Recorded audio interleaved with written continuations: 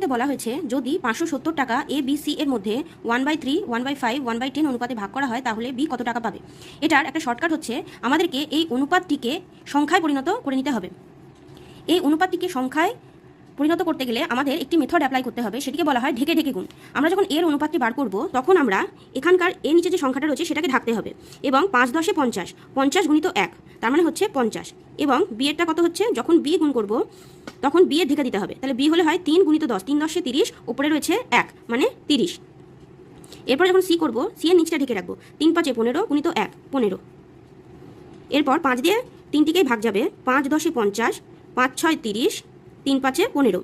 আমরা এবার এই তিনটির অনুপাত পেয়ে গেলাম। এটার মধ্যে থেকে বলেছে বি কত টাকা পাবে, তাহলে বি হচ্ছে উপরে 6, নিচে এই তিনটে যোগ করলে হচ্ছে 19 গুণিত কত টাকা, মোট 570 টাকা।